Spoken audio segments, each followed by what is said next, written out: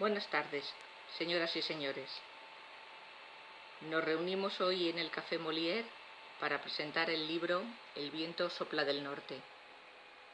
Hoy es 21 de octubre de 2017 y aquí estamos Luis Cañamaro y Juan Luis Reina acompañándome, y yo soy la escritora Victoria Suever.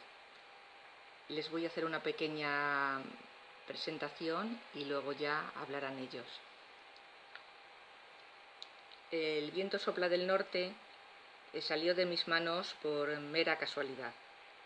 Empecé a escribir la historia de Portugal y de España como si fueran dos entes paralelos.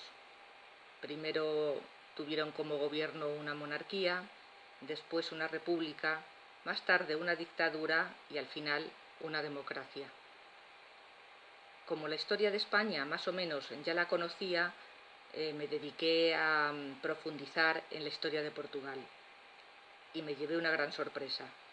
Cuando llegué al siglo XX me di cuenta que todavía tenía colonias, muchas colonias, repartidas por todo el mundo, que aunque apenas eran puntos de intercambio comercial, no dejaban de ser lugares donde los nativos no tenían los mismos derechos que los ciudadanos de la gran metrópoli, y que era la que los había colonizado.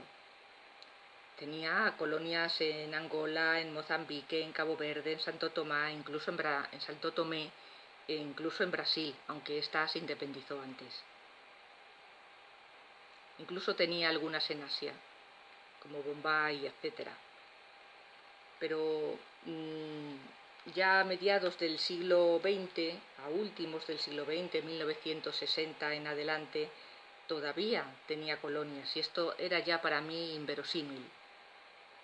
Y mi sorpresa fue máxima cuando me di cuenta que en esas colonias había ciudadanos de primera y ciudadanos de segunda, que aunque los portugueses decían que todos eran portugueses, verdaderamente los nativos eran unos ciudadanos asimilados que no tenían los mismos derechos ni por asomo que los ciudadanos blancos que vivían en las grandes ciudades que ellos habían construido para vivir tan solo ellos, los blancos, y que los negros, los nativos que vivían en esas ciudades, ni siquiera vivían dentro, vivían lejos, a las afueras, en cabañas, y su función en las ciudades era apenas comercial o en profesiones serviles. Y en el libro les voy recorriendo estos dos países, Portugal y Mozambique, describiendo sus ciudades, costumbres, forma de vida y avatares a través del siglo XX, concretamente desde 1910 a 1974, que con la Revolución de los Claveles se liberan de la dictadura y pasan a ser una república democrática, a la vez que se liberan todas sus colonias. Que ya estamos en el siglo XXI, de todos es sabido. Sin embargo, a veces pocas cosas han cambiado, pero al menos ya no hay colonias. Este libro trata sobre la colonización de Portugal en África y sobre la libertad, tanto para Portugal como para las colonias, conseguidas casi al mismo tiempo. La novela es de ficción histórica, esto es, que la mayoría de los personajes son de ficción, inventados por mí, no se corresponden a ningún personaje real, y menos algunos que sí lo son y se especifica que son personajes reales y se cuenta su historia novelada. Pero la historia de fondo es cierta, totalmente cierta, estudiada y contrastada, y totalmente verdadera y objetiva.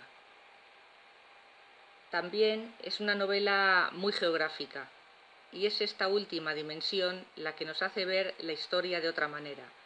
La geografía nos educa la mirada. Hay un personaje que hace un viaje por toda la colonia, mostrándonos la forma de vida de los nativos, cómo vivían, cómo cultivaban los campos, cómo extraían las riquezas de las minas y cómo los comerciantes exportaban esas riquezas sin que los nativos negros se beneficiaran apenas de ello. Todo esto en el viaje va dando una información de cómo se vivía en este país desde los ojos y desde la perspectiva de un ciudadano blanco, de unos ciudadanos blancos europeos.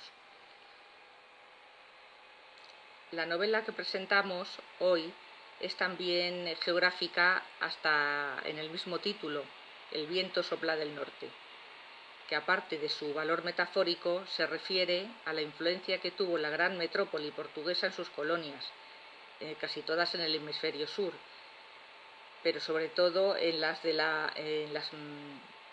africanas y en la colonia oriental portuguesa, que es precisamente de la que trata el libro, que es la actual Mozambique.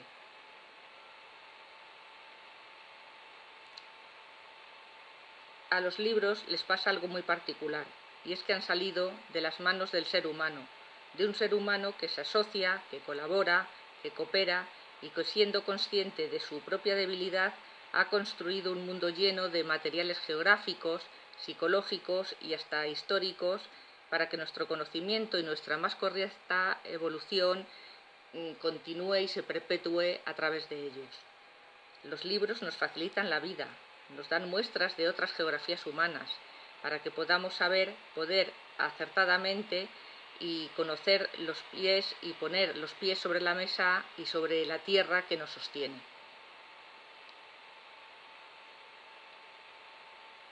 Los libros van a su aire, pero sabemos que el viento no sabe leer. Ya lo vimos en la película Fahrenheit 451 de François Truffaut, cuando en la escena de la quema de libros el viento pasaba las hojas alocadamente sin saberse detener. En el antiguo Egipto, a las bibliotecas se las denominaba tesoro de los remedios del alma. En efecto, curábase en ellas la ignorancia, la más peligrosa de las enfermedades y posiblemente el origen de todas las demás, nos decía el obispo francés Bossuet. Sabemos que los libros están abiertos a los siglos. Había incluso un programa en la televisión ya hace muchos años que decía: todo está en los libros. Y no podemos permitirnos que nuestras miradas sigan errantes. Y para terminar, hay una frase que a mí me encanta y por supuesto se la voy a dejar aquí como colofón. Es: regala un libro. Todo lo demás está dentro. Muchas gracias.